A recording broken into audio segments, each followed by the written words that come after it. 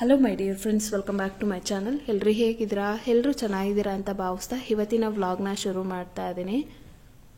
ಇವತ್ತು ನಾನು monthly cycle ಆದಾಗ ಮೂಡ್ ಸ್ವಿಂಗ್ ಆಗದೆ ಇರೋ ರೀತಿ ಹೇಗೆ ನನ್ನ ದಿನನ ಸ್ಟಾರ್ಟ್ ಮಾಡ್ತೀನಿ ಅನ್ನೋದು ಇವತ್ತಿನ ವ್ಲಾಗಲ್ಲಿ ತಿಳಿಸ್ಕೊಡ್ತೀನಿ.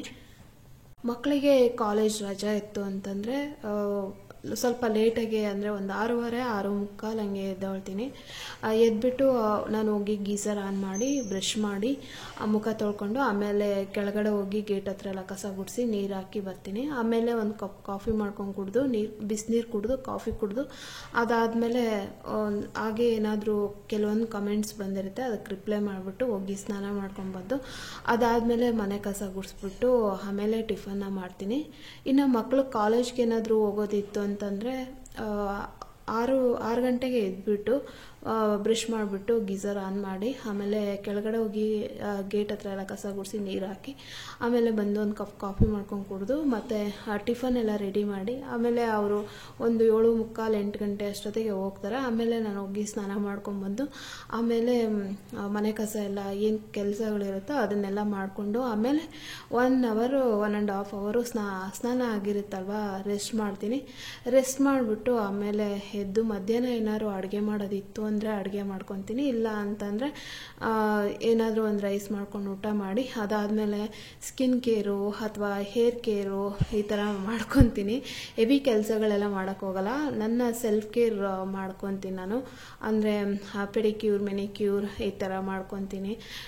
ಸೊ ಅದೆಲ್ಲ ಮಾಡೋಕ್ಕೆ ಮೂಡಿಲ್ಲ ಅಂತಂದರೆ ಏನಾದರೂ ಮನೇಲಿ ಅಂದರೆ ಫ್ರಿಜ್ಜಲ್ಲಿ ಏನಾದರೂ ಕ್ಲೀನಿಂಗ್ ಕೆಲಸಗಳು ಏನಾದರೂ ಇರುತ್ತೆ, ತರಕಾರಿಗಳು ತಂದಿದ್ದನ್ನೆಲ್ಲ ನೀಟಾಗಿ ಜೋಡಿಸ್ಕೊಳ್ಳೋದು ಏನೋ ಒಂದು ಮಾಡ್ಕೊತಾ ಇರ್ತೀನಿ. ಸೊ ಒಟ್ಟಿನಲ್ಲಿ ಆದಷ್ಟು ಮಂತ್ಲಿ ಸೈಕಲ್ ಆದಾಗ ನಾನು ಬೆಳಗ್ಗೆನೇ ಮೂಡ್ ಸ್ವಿಂಗ್ ಆಗಬಾರ್ದು ಅಂತೇಳಿ ಬೆಳಗ್ಗೆನೇ ಸ್ನಾನ ಮಾಡಿ ಕೆಲಸಗಳನ್ನ ಸ್ಟಾರ್ಟ್ ಮಾಡ್ತೀನಿ. ಇವತ್ತು ಹಾಗೇ ಮಾಡಿದ್ದು, ನನಗೆ 2 ಡೇಸ್ ಇತ್ತು. ಹಾಗಾಗಿ ಇವಾಗ ಮಕ್ಕಳಿಗೆ ಕಾಲೇಜು 1 ಮಂತ್ ಹಾಲಿಡೇಸ್ ಇರೋದ್ರಿಂದ ಒಂದು 6:30, 6:45 ಹಂಗೆ ಎದ್ದೇಳ್ತೀನಿ. ಎದ್ಬಿಟ್ಟು ಬ್ರಷ್ ಮಾಡಿಬಿಟ್ಟು ಗೀಸರ್ ಆನ್ ಮಾಡಿದ್ದೀನಿ. ಕೆಳಗಡೆ ಹೋಗಿ ಗೇಟ್ ಹತ್ರೆಲ್ಲ ಕಸ ಗುಡಿಸಿ ನೀರು ಹಾಕಿ ಆಮೇಲೆ ಬಂದು ಕಾಫಿ ಕುಡಿದು ಹೋಗಿ ಸ್ನಾನ ಮಾಡ್ಕೊಂಡ್ಬಂದು ಇವಾಗ ಸ್ಕಿನ್ ಕೇರ್ ಎಲ್ಲ ಮಾಡಿಕೊಂಡು ಆಮೇಲೆ ತಲೆ ಎಲ್ಲ ಬಾಚ್ಕೊಂಡು ಮನೆ ಕೆಲಸನ ಮಾಡ್ತಾಯಿದ್ದೀನಿ. ಟಿಫನ್ನು ಲೇಟಾಗಿ ತಿಂತಾರೆ ಮಕ್ಕಳು, ಹಾಗಾಗಿ ಒಂದು 10 ಗಂಟೆ ಹಂಗೆ ತಿಂತಾರೆ. ಅಷ್ಟೊತ್ತಿಗೆ ನಾನು ಈ ಕಸ ಎಲ್ಲ ಗುಡಿಸ್ಕೊಂಡು ಸ್ನಾನ ಎಲ್ಲ ಮುಗಿಸ್ಕೊಂಡ್ರೆ ಟಿಫನ್ ಮಾಡೋಕ್ಕೂ ಕೂಡ ಚೆನ್ನಾಗಿರುತ್ತೆ ಅಂಥೇಳಿ ಇವಾಗ ಸ್ನಾನ ಎಲ್ಲ ಮುಗಿಸ್ಕೊಂಡು ನಾನು ಬಂದು ಕಸ ಎಲ್ಲ ಗುಡಿಸ್ಕೊತಾ ಇದ್ದೀನಿ. ಮೇಲಿಂದ ಫಸ್ಟ್ ಇದು ಕೆಳಗಡೆ ಎಲ್ಲ ಗುಡಿಸ್ಕೊಂಡು ಆಮೇಲೆ ಮೇಲ್ಗೆ ಹೋಗಿ ಗುಡಿಸ್ಕೊಂಬರ್ತೀನಿ. 365 ಡೇಸ್ ನಾನು ಸ್ನಾನ ಆದಮೇಲೆ 2 ಹೊತ್ತು ಬಾಡಿ ಲೋಷನ್ ಅಪ್ಲೈ ಮಾಡ್ತೀನಿ. ಸೊ ಸ್ಕಿನ್ನು ಸುಕ್ಕ ಆಗಬಾರ್ದು ಅಂತಂದರೆ ವರ್ಷದ 365 ದಿನವೂ ಬಾಡಿ ಲೋಷನ್ ಹಚ್ಚಿದ್ರೆ ಸುಕ್ಕಾಗಲ್ಲ ಮತ್ತು ಸ್ಕಿನ್ ಕೂಡ ಗ್ಲೋ ಆಗಿರುತ್ತೆ. ಹಾಗಾಗಿ ನಾನು 365 ಡೇಸು ಬೆಳಗ್ಗೆ ಸ್ನಾನ ಆದಮೇಲೆ ಬರೀ ಕೈಗೆ ಮತ್ತು ಕಾಲಿಗೆ ಲಿಪ್ಸ್ಗೆ ಹಚ್ಕೊತೀನಿ. ಮತ್ತು ನೈಟು ಸಂಜೆ ಕೈಕಾಲು ಮುಖ ತೊಳ್ಕೊಂಡು ನೈಟು ಫೇಸ್ಗೆ ಮತ್ತು ಕೈ ಕಾಲು ಲಿಪ್ಸ್ಗೆ ಎಲ್ಲ ಹಚ್ಕೊತೀನಿ. ಸೊ ಲಿಪ್ಸ್ಗೆ ಏನಕ್ಕೆ ಹಚ್ಕೊತೀನಿ ಅಂತಂದರೆ ಒಂಥರ ಟ್ಯಾನ್ ಆದಂಗೆ ಕಪ್ಪಗಿರುತ್ತಲ್ವ, ಹಾಗಾಗಿ ಒಂದು ಸ್ವಲ್ಪ ಬಾಡಿ ಲೋಷನ್ ಹಚ್ಕೊಂಡ್ರೆ ಚೆನ್ನಾಗಿ ಅದು ಟ್ಯಾನ್ ಎಲ್ಲ ರಿಮೂವ್ ಆಗಿ ರೆಡ್ಡಿಶ್ ಲಿಪ್ಸ್ ಆಗುತ್ತೆ. ಹಾಗಾಗಿ ನಾನು ಸುಮಾರು ವರ್ಷದಿಂದ ಬಾಡಿ ಲೋಷನ್ ಹಚ್ಕೊತೀನಿ. ಬೇರೆ ಯಾವ್ದು ಹಚ್ಚಿದ್ರೂ ಲಿಪ್ ಬಾಮ್ ಅದೆಲ್ಲ ಹಚ್ಚಿದ್ರೂ ಹೋಗಲ್ಲ, ಹಾಗಾಗಿ ಬಾಡಿ ಲೋಷನ್ ಹಚ್ಕೊತೀನಿ. ಇನ್ನು ಇದು ಶನಿವಾರ ದಿನ ನಾನು ಬ್ಲಾಗ್ ಮಾಡಿದ್ದು, 2 ಡೇಸ್ ಆಗಿತ್ತು. ಸೊ ಬೆಳಗ್ಗೆ ಎಲ್ಲ ಸ್ನಾನ ಮುಗಿಸಿ ಟಿಫನ್ಗೆ ನಾನು ಇದು ಕ್ರೀಮಿ ಪಾಸ್ತಾ ಮಾಡೋಣ ಅಂಥೇಳಿ ಈ ಥರ ಡಿಸೈನ್ ಇರೋಂಥ ಪಾಸ್ತಾನ ತಂದಿದ್ದೆ. ಆದರೆ ನಾನು ಮಂತ್ಲಿ ಸೈಕಲ್ ಆದಾಗ ಮೊಸರು, ಹಾಲು ಮತ್ತು ಬಾಳೆಹಣ್ಣು, ಈ ಚೀಸು, ಪನ್ನೀರು ಈ ಥರದ್ದೆಲ್ಲ ಸ್ವಲ್ಪ ಅಂದರೆ 5 ಡೇಸ್ವರೆಗೂ ತಿನ್ನೋದಿಲ್ಲ, ಅಂದರೆ ಫ್ಲೋ ಜಾಸ್ತಿ ಆಗುತ್ತೆ ಅಂಥೇಳಿ.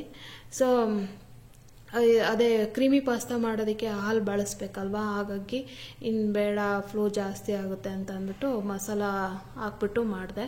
ಇನ್ನು ಟಿಫನ್ ಎಲ್ಲ ತಿಂದ್ಕೊಂಡು ಒಂದು ಸ್ವಲ್ಪ ಹೊತ್ತು ರೆಸ್ಟ್ ಮಾಡಿ 1 ಅವರು ಆಮೇಲೆ ಮಧ್ಯಾಹ್ನ ಅಡುಗೆಗೆ 12 ಗಂಟೆ 12:30 ಆಗಿತ್ತು.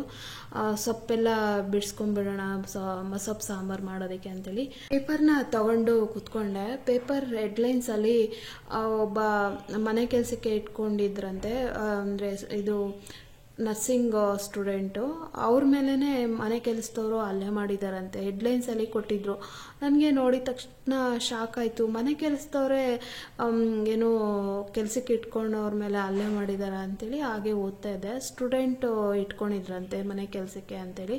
ನೀವು ಚೆನ್ನಾಗಿ ಕೆಲಸ ಮಾಡಲ್ಲ, ಹಾಗೆ ಹೀಗೆ ಲೇಟಾಗಿ ಬರ್ತೀರಾ, ಹಾಗೆ ಹೀಗೆ ಅಂತೇನೋ ಅಸಮಾಧಾನ ಪಟ್ಕೊಂಡ್ರಂತೆ ಆ ಸ್ಟೂಡೆಂಟು. ಸೊ ಅವ್ರ ಮೇಲೇ ಏನೋ ಮಚ್ಚು ತಗೊಂಡು ಎಲ್ಲ ಹಲ್ಲೆ ಮಾಡಿದ್ದಾರೆ ಅಂತೆಲ್ಲ ಪೇಪರಲ್ಲಿ ಕೊಟ್ಟಿದ್ರು. ನನಗೆ ಶಾಕ್ ಆಯಿತು. ಇದೆ ಫಸ್ಟ್ ಟೈಮ್ ಈ ಥರ ಮನೆ ಕೆಲಸದವರು ಕೆಲಸ ಚೆನ್ನಾಗಿ ಮಾಡಿಲ್ಲ ಅಂತ ಅಂದಿದ್ದಕ್ಕೆ ಹಲ್ಲೆ ಮಾಡೋದ, ಎಂಥ ಕಾಲ ಬಂತು ಅಂತ ಅಂದ್ಬಿಟ್ಟು ನಿಜವಾಗ್ಲೂ ಒಂಥರ ಯಪ್ಪ ಏನು ನಡೀತಾ ಇದೆ ನಮ್ಮ ಸಮಾಜದಲ್ಲಿ ಅಂತ ಹಾಗೆ ಒಂದು ಸ್ವಲ್ಪ ಎಲ್ಲ ಅದು ಓದ್ಬಿಟ್ಟು ಎಲ್ಲನೂ ತಿಳ್ಕೊಂಡಿರ್ಬೇಕಲ್ವಾ. ನೋಡಿ, ಮನೆ ಕೆಲಸದವರೇ ಏನೋ ಮನೆಗೆ ಕೆಲಸಕ್ಕೆ ಇಟ್ಕೊಂಡವ್ರ ಮೇಲೇ ಹಲ್ಲೆ ಮಾಡ್ತಾರೆ ಅಂತಂದರೆ ಎಲ್ಲದ್ರ ಬಗ್ಗೆನೂ ತಿಳ್ಕೊಬೇಕಲ್ವಾ ಅಂತ ಅಂದ್ಬಿಟ್ಟು ಹಾಗೆ ನಾನು ಅದನ್ನ ಓದಿದೆ ಏನೇನಾಗಿತ್ತು ಅಂತ ಅಂದ್ಬಿಟ್ಟು. ಇದು ವರಮಹಾಲಕ್ಷ್ಮಿ ಹಬ್ಬದಲ್ಲಿ ಈ ಥರ ಕೆಲಸಕ್ಕೆ ಈ ಟೈಮ್ಗೆ ಬನ್ನಿ, ಆ ಟೈಮ್ಗೆ ಬನ್ನಿ ಅಂತೇಳಿ ಆ ಸ್ಟೂಡೆಂಟ್ ಹೇಳಿದ್ರಂತೆ. ಮತ್ತು ಬಂದಿಲ್ಲ ಅಂತ ಅಂದ್ಬಿಟ್ಟು ಸರಿಯಾಗಿ ಕೆಲಸ ಮಾಡಲ್ಲ, ಹಾಗೆ ಹೀಗೆ ಅಂತೇಳಿ ಆ ಸ್ಟೂಡೆಂಟ್ ಏನೋ ಬೈದಿದ್ರಂತೆ. ಅದಕ್ಕೆ ಅವರು ಮಚ್ಚು ತೊಗೊಂಡು ಏನೋ ಹಲ್ಲೆ ಮಾಡಿದ್ದಾರೆ ಅಂತೇಳಿ ಎಲ್ಲ ಅಲ್ಲಿ ಡೀಟೇಲ್ಸ್ ಕೊಟ್ಟಿದ್ರು. ಅದನ್ನೆಲ್ಲ ಓದಿ ಆಮೇಲೆ ಸೊಪ್ಪೆಲ್ಲ ನಾನು ಒಂದು 3 ಕಟ್ ಪಾಲಕ್ ಸೊಪ್ಪು ತಂದಿದ್ದೆ. ಸೊ ಪಾಲಕ್ ಸೊಪ್ಪು ಅದರಲ್ಲಿ ಐರನ್ ಕಂಟೆಂಟ್ ಜಾಸ್ತಿ ಇರುತ್ತಲ್ವ, ಹಾಗಾಗಿ 1-2 ರೆಸಿಪಿ ಮಾಡೋಣ ಅಂತ ಅಂದ್ಬಿಟ್ಟು ಪಾಲಕ್ ಸೊಪ್ಪು ಇವತ್ತು ಮಸೊಪ್ಪು ಸಾಂಬಾರು ಮಾಡಿ, ಇನ್ನು ಸಂಡೇ ಇವಾಗ ಶ್ರಾವಣದಲ್ಲಿ ನಾವು ನಾನ್ ವೆಜ್ ತಿನ್ನಲ್ಲ ಅಲ್ವಾ, ಹಾಗಾಗಿ ಏನಾದರೂ ಪಾಲಕ್ ಪನ್ನೀರು ಅಥವಾ ಪಾಲಕ್ ರೈಸು ಇಲ್ಲ ಅಂದರೆ ಏನೋ ಒಂದಕ್ಕಾಗುತ್ತೆ ಅಂತ ಅಂದ್ಬಿಟ್ಟು ಸೊ ಇವಾಗ ಮಸೊಪ್ಪು ಸಾಂಬಾರು ಮಾಡ್ತಾಯಿದ್ದೀನಿ. ಇನ್ನೊಂದು 2 ಕಟ್ಟು ಬಿಡಿಸಿಟ್ಟೆ. ಬೆಳಗ್ಗೆನೇ ಸ್ನಾನ ಮಾಡಿ ರೆಸ್ಟ್ ಮಾಡಿದ್ರೆ ಎಷ್ಟು ಕೆಲಸ ಬೇಕಾದ್ರೂ ಮಾಡ್ಬೋದು. ಅದೇ ನಾವು ಯಾವಾಗೋ ಸ್ನಾನ ಮಾಡಿಕೊಂಡ್ರೆ ಬರೀ ಮೂಡ್ ಸ್ವಿಂಗು, ಟೆನ್ಷನ್ ಅಂತ ಅನ್ನಿಸ್ತಾ ಇರುತ್ತೆ. ಅದಕ್ಕೆ ಬೆಳಗ್ಗೆನೇ ಸ್ನಾನ ಮಾಡ್ಕೊಂಡ್ಬಿಟ್ರೆ ನಮಗೆ ಮೂಡ್ ಸ್ವಿಂಗ್ ಅಷ್ಟು ಆಗಲ್ಲ, ಆದರೆ ಒಂದು 30% ಅಷ್ಟೇ ಆಗುತ್ತೆ ಅಂತ ನಾನು ಅಂದ್ಕೊತೀನಿ. ಮತ್ತು ನಾವು ಏನು ಡೈಪರ್ಸ್ ಎಲ್ಲನೂ ಮೂಡ್ ಸ್ವಿಂಗ್ ಆಗದೆ ಇರೋ ಥರ ಕೂಡ ಬಂದಿದ್ದಾವೆ. ನಾನು ಆಲ್ರೆಡಿ ತುಂಬ ಹೋದ ವರ್ಷ ಏನೋ ಅದೊಂದು ಪ್ರಮೋಷನ್ ಕೂಡ ಮಾಡಿದ್ದೀನಿ. ಮೂಡ್ ಸ್ವಿಂಗ್ ಆಗೋ ಥರ ಆಗದೇ ಇರೋ ಥರ ಡೈಪರ್ಸ್ಗಳು ಇದ್ದಾವೆ ಅಂತ ಅಂದ್ಬಿಟ್ಟು. ಸೊ ಆಗೋದಿಲ್ಲ ಅದನ್ನು ಯೂಸ್ ಮಾಡೋದ್ರಿಂದ. ಸೊ ನಾರ್ಮಲಾಗಿ ನಾವು ಇವಾಗ ಏನು ಮಾರ್ಕೆಟಲ್ಲಿ ಸಿಗ್ತಾ ಇದೆಯೋ ಅದನ್ನು ನಾವು ಹಾಕ್ಕೊಂಡ್ರೆ ಮೂಡ್ ಸ್ವಿಂಗ್ ಆಗುತ್ತೆ. ಹಾಗಾಗಿ ನಾನು ಬೆಳಗ್ಗೆನೇ ಸ್ನಾನ ಮಾಡಿಕೊಂಡು ಕೆಲಸಗಳು ಮಾಡ್ಕೊತೀನಿ. ತುಂಬ ಕಡಿಮೆ ಇರುತ್ತೆ ಮೂಡ್ ಸ್ವಿಂಗ್ ಆಗೋದು. ಇನ್ನು ಇವಾಗ ಅಡುಗೆ ಮಾಡಿಬಿಟ್ಟು ಮಕ್ಕಳಿಗೆ ಒಂದು ಸ್ವಲ್ಪ ಹಪ್ಪಳ, ಸಂಡಿಗೆ ಅದೆಲ್ಲ ಇತ್ತಲ್ವ, ಅದನ್ನೆಲ್ಲ ಸ್ವಲ್ಪ ಕರೆದ್ಬಿಟ್ಟು ಅನ್ನ ಮಸೊಪ್ಪು ಸಾಂಬಾರು ಹಾಕಿ ಅವನಿಗೆ ಊಟಕ್ಕೆ ಕೊಟ್ಬಿಟ್ಟು ಇವಾಗ ನಾನು ಬಡಿಸ್ಕೊತಾ ಇದ್ದೀನಿ. ಸೊ ಹಾಗೆ ಇದರಲ್ಲಿ ಬಿಜಾಪುರದಿಂದ ಮಿಕ್ಸ್ಡ್ ವೆಜಿಟೇಬಲ್ಸ್ ಉಪ್ಪಿನಕಾಯಿ ಮಾಡಿ ಕಳಿಸ್ಕೊಟ್ಟಿದ್ರು ಒಂದು ಬಾಕ್ಸು. ಅವ್ರ ಮನೇಲಿ ಮಾಡಿದ್ದಂತೆ ಇದು. ಸೊ ಇದು ಖಡಕ್ ಜೋಳದ ರೊಟ್ಟಿ 150, ಹಪ್ಪಳ, ಸಂಡಿಗೆ, ಉಪ್ಪಿನಕಾಯಿ, ಚಟ್ನಿ ಪುಡಿ ಇದೆಲ್ಲ ಕಳಿಸ್ಕೊಟ್ಟಿದ್ರು. ಸೊ ನಾನು ಇವಾಗ ಹಾಕ್ಕೊತಾ ಇದ್ದೀನಿ 1 ಸ್ಪೂನು. ತುಂಬಾ ಚೆನ್ನಾಗಿದೆ ಉಪ್ಪಿನಕಾಯಿ ಮಾತ್ರ.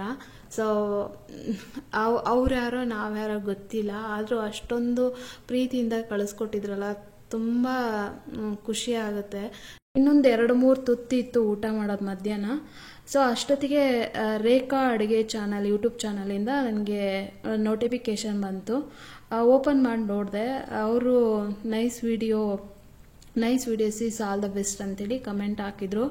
ಇವ್ರ ಬಗ್ಗೆ ನಾವು 2-3 ದಿನದಿಂದ ನಾನು ಮತ್ತು ಮಂಜು ಮಾತಾಡ್ತಾ ಇದ್ವಿ. ಅಂದರೆ 2016 ಮತ್ತು 17 ಹಂಗೆ ಆವಾಗ ಯಾರೇ ಯೂಟ್ಯೂಬ್ ಚಾನಲ್ ಮಾಡಿದ್ರು ಬೇಗ ಕ್ಲಿಕ್ ಆಗ್ತಾ ಇದ್ವಿ. ಇವಾಗೆಲ್ಲ ತುಂಬ ಜನ ಯೂಟ್ಯೂಬರ್ ಇರೋದ್ರಿಂದ ಕ್ಲಿಕ್ ಆಗೋದು ತುಂಬಾ ಕಷ್ಟ ಅಕ್ಕ ಅಂತೇಳಿ ಮಂಜು ಮತ್ತು ನಾನು ಮಾತಾಡ್ಕೊತಾ ಇದ್ವಿ.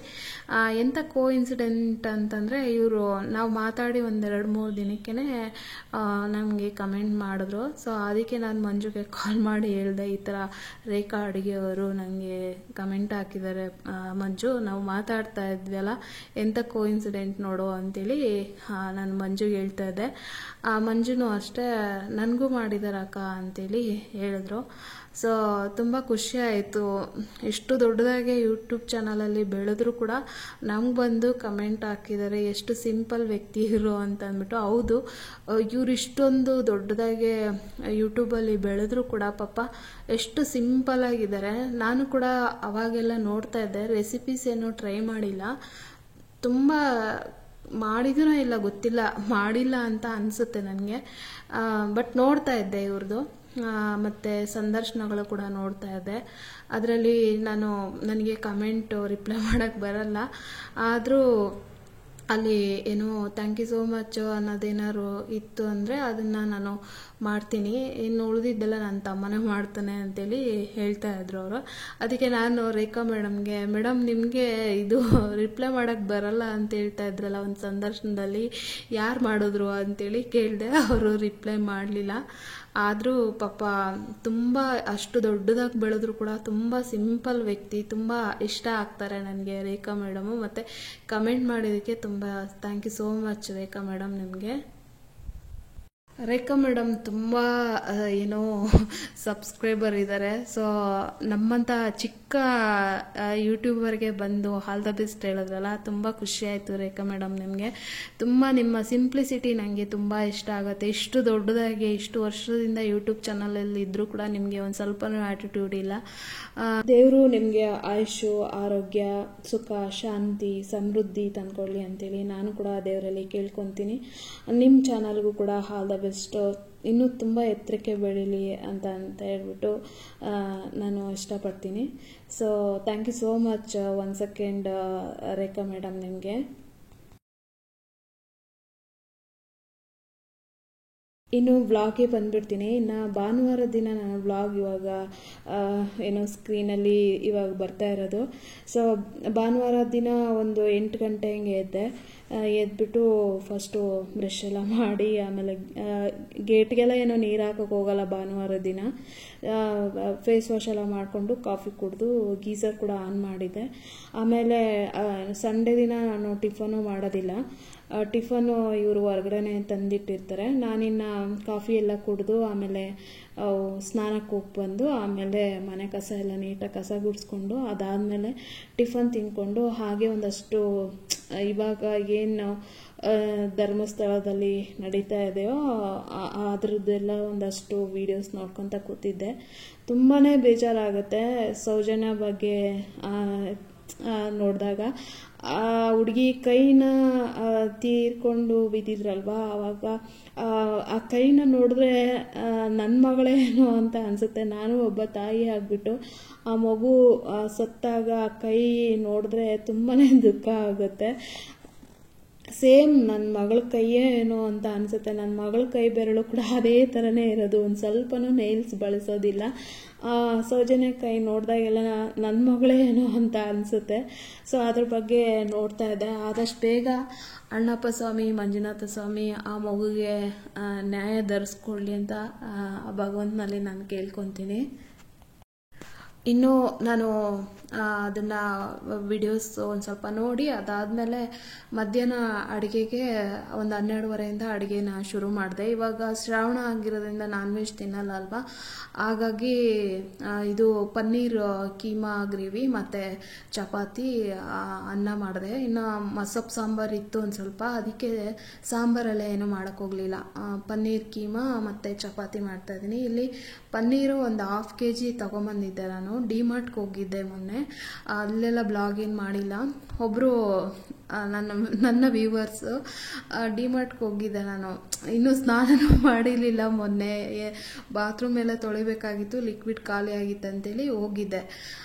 ಆವಾಗ ಏನೋ ಬಿಲ್ಲಿಂಗ್ ಹೋಗ್ತಾ ಇದ್ದೆ. ಬಿಲ್ಲಿಂಗಲ್ಲಿ ಮೇಡಮ್ ಇಲ್ಲಿ ಏನೋ ವೆಯ್ಟಿಂಗಲ್ಲಿದ್ದಾರೆ, ಹಾಗಾಗಿ ಬೇರೆ ಕೌಂಟ್ರಿಗೆ ಹೋಗಿ ಅಂದರು. ಸೊ ನಾನು ಬೇರೆ ಕೌಂಟ್ರಿಗೆ ಬರ್ತಾ ಇದ್ದೆ. ಒಬ್ಬರು ವೀವರು ನಾನು ನೋಡಿಬಿಟ್ಟು ಆಯ್ ಅಂತ ಹೇಳ್ತಾ ಇದ್ರು. ನಾನು ಯಾರಿಗೋ ಹೇಳ್ತಾರೆ ಬಿಡು ಅಂತ ಅಂದ್ಬಿಟ್ಟು ನನ್ನ ಪಾಡಿಗೆ ನಾನು ಬರ್ತಾ ಇದ್ದೆ. ಬಂದೆ. ನೀವು ಪದ್ಮಾರ ಅಲ್ವಾ ಅಂತೇಳಿ ಕೇಳಿದ್ರು. ಆವಾಗ ನನ್ನನ್ನು ಮಾತಾಡಿಸ್ತಾ ಇದ್ದಾರೆ ಇವರು ಅಂತ ಅಂದ್ಬಿಟ್ಟು ನಾನು ಪಾಪ ಸರಿಯಾಗಿ ಮಾತಾಡಿಸ್ಲಿಲ್ಲ ಅವರನ್ನು.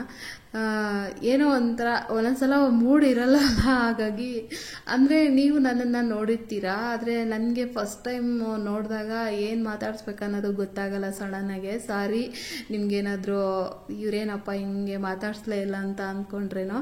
ಆಮೇಲೆ ಮೊನ್ನೆ ಮಾರ್ಕೆಟಲ್ಲೂ ಅಷ್ಟೇ ಹೂವು ತೊಗೊಂಡು ಬರ್ತಾ ಇದ್ದೆ, ಒಬ್ಬರು ಹಿಂದೆನೇ ಬಂದ್ಬಿಟ್ಟು ನೀವು ಪದ್ಮಾವರಲ್ವಾ ಅಂತೇಳಿ KR ಮಾರ್ಕೆಟಲ್ಲಿ ಬಂದು ಮಾತಾಡ್ಸಿದ್ರು. ಸೊ ಅವತ್ತು ಅಷ್ಟೇ ಯಾಕೋ ನನಗೆ ಸಡನ್ನಾಗೆ ಬಂದು ಮಾತಾಡಿಸ್ತಾರಲ್ಲ, ಏನೋ ಒಂಥರ ಅನಿಸ್ಬಿಡುತ್ತೆ. ಅದಕ್ಕೆ ಸರಿಯಾಗಿ ಜಾಸ್ತಿ ಮಾತಾಡಲ್ಲ. ಆಟಿಟ್ಯೂಡ್ ಎಲ್ಲ ಏನು ಅಂದ್ಕೊಂಬೇಡಿ. ಫಸ್ಟ್ ಟೈಮ್ ನೋಡಿರ್ತೀವಲ್ಲ, ಏನು ಮಾತಾಡಬೇಕು ಅಂತ ಗೊತ್ತಾಗಲ್ಲ, ಮತ್ತು ಯಾವುದೋ ಒಂದು ಟೆನ್ಷನಲ್ಲಿ ಇರ್ತೀನಿ ನಾನು, ಹಾಗಾಗಿ ಜಾಸ್ತಿ ಮಾತಾಡಿರಲ್ಲ ಅಷ್ಟೇ. ಅಲ್ಲಿ KR ಮಾರ್ಕೆಟಲ್ಲೂ ಸಿಕ್ಕಾಬಟ್ಟೆ ಟ್ರಾಫಿಕ್ ಇತ್ತು, ಪಾಪ ಮಾತಾಡ್ಸೋಕ್ಕಾಗಲಿಲ್ಲ ನಾನು. ಮತ್ತು 2 ಗಂಟೆಯಿಂದ ಮಳೆ ಬರುತ್ತೆ ಅಂತೇಳಿ, ಮಳೆ ಇತ್ತು ಅಂತೇಳಿ ಏನು ಯಜಮಾನ್ರು ಹೇಳಿದರು. ಅದಕ್ಕೆ 2 ಗಂಟೆ ಅಷ್ಟೊತ್ತಿಗೆ ಮನೆ ತಲುಪಬೇಕು ಅಂತ ಅಂದ್ಬಿಟ್ಟು ನಾನು ಕೂಡ ಸರಿಯಾಗಿ ಮಾತಾಡ್ಸಿದ್ದೆ. ನೀವು ಎಲ್ಲಿಂದ ಬಂದಿದ್ದೀರಾ ಅಂತ ಕೇಳಿದೆ. ಶ್ರೀನಗರದಿಂದ ಅಂತ ಹೇಳಿದ್ರು ಅವರು. ಸರಿ ಅಂತೇಳಿ ಬಾಯ್ ಹೇಳ್ಬಿಟ್ಟು ನನ್ನ ಪಾಡಿಗೆ ನಾನು ಬಂದೆ. ಅವರು ಬಸ್ಸಿಗೆ ಹೋದ್ರು, ನಾನು ಮೆಟ್ರೋದಲ್ಲಿ ಬಂದ್ಬಿಟ್ಟೆ. ನೀವು ಬಂದು ಪಾಪ ಮಾತಾಡಿಸ್ತಾ ಇರ್ತೀರ, ತುಂಬ ಖುಷಿ ಆಗುತ್ತೆ. ಆ ಟೈಮಲ್ಲಿ ನಾನು ಏನು ಮಾತಾಡಿಸ್ಬೇಕು ಏನು, ಮತ್ತು ಟೈಮೆಲ್ಲ ಇರೋದೇ ಇಲ್ಲ ಅಲ್ವಾ, ಏನು ಮಾತಾಡಿಸ್ಬೇಕು ಏನು ಅನ್ನೋದೇ ಒಂದೊಂದ್ಸಲ ಗೊತ್ತಾಗೋದಿಲ್ಲ. ಹಾಗಾಗಿ ಬಂದು ಮಾತಾಡಿಸ್ತೀರಲ್ವ, ತುಂಬ ಖುಷಿ ಆಗುತ್ತೆ. ಥ್ಯಾಂಕ್ ಯು ಸೋ ಮಚ್ ಯಾರೆಲ್ಲ ಬಂದು ಮಾತಾಡ್ಸಿದ್ದೋ ಅವರೆಲ್ಲರಿಗೂ. ಸೊ ಇನ್ನು ಇವಾಗ ಕೀಮಾ, ಅದು ಪನ್ನೀರ್ ಕೀಮಾ ಮಾಡಿದೆ. ಅದಾದಮೇಲೆ ಇವಾಗ ಚಪಾತಿ ಮಾಡ್ತಾ ಇದ್ದೀನಿ. ನಾನು ಹಪ್ಪಳ ಎಲ್ಲ ಹಿಂದಿನ ದಿನ ಶನಿವಾರದ ದಿನ ಹಪ್ಪಳ ಎಲ್ಲ ಕರೆದಿದ್ನಲ್ಲ, ಆ ಎಣ್ಣೆನ ಒಂದು ಲೋಟದಲ್ಲಿ ಹಾಕಿಟ್ಟಿದ್ದೆ. ಅದನ್ನು ತಗೊಂಡು ನಾವು ಬಳಸೋಂಥ ಎಣ್ಣೆಗೆ ಮಿಕ್ಸ್ ಮಾಡ್ಕೊಳ್ಳಲ್ಲ, ಏನೋ ಕರೆದಿರೋ ಎಣ್ಣೆನೇ ಸಪ್ರೇಟಾಗಿ ಇಟ್ಕೊಂಡಿರ್ತೀನಿ. ಚಪಾತಿ ಕಲಿಸುವಾಗ ಒಂದು ಸ್ವಲ್ಪ ಕಾದಿರೋ, ಅಂದರೆ ಏನೋ ಕರೆದಿರ್ತೀವಲ್ಲ ಎಣ್ಣೆ, ಅದನ್ನು ಹಾಕಿ ಚಪಾತಿ ಹಿಟ್ಟನ್ನು ಕಲಸೋದ್ರಿಂದ ಚಪಾತಿ ಸಾಫ್ಟ್ ಆಗುತ್ತೆ.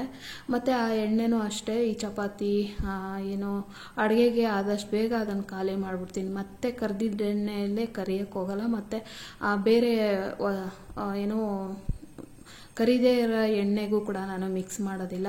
ಇನ್ನು ಮಧ್ಯಾಹ್ನ ಊಟ ಎಲ್ಲ ಮಾಡಿ ಎಲ್ರಿಗೂ ಊಟ ಕೊಟ್ಟು ನಾನು ಊಟ ಮಾಡಿ ಸ್ವಲ್ಪ ಹೊತ್ತು ಚೆನ್ನಾಗಿ ನಿದ್ದೆ ಮಾಡಿ, ಅದಾದಮೇಲೆ ಬೆಳಗ್ಗೆ ಹೊತ್ತು ಸ್ಕಿನ್ ಕೇರ್ ಮಾಡ್ಕೊಳಕ್ಕಾಗಲ್ಲ, ಬೆಳಗ್ಗೆನೇ ಸ್ನಾನ ಮಾಡ್ಕೊಂಬಿಡ್ತೀನಲ್ಲ, ಸ್ಕಿನ್ ಕೇರ್ ಮಾಡ್ಕೊಳಕ್ಕಾಗಲ್ಲ.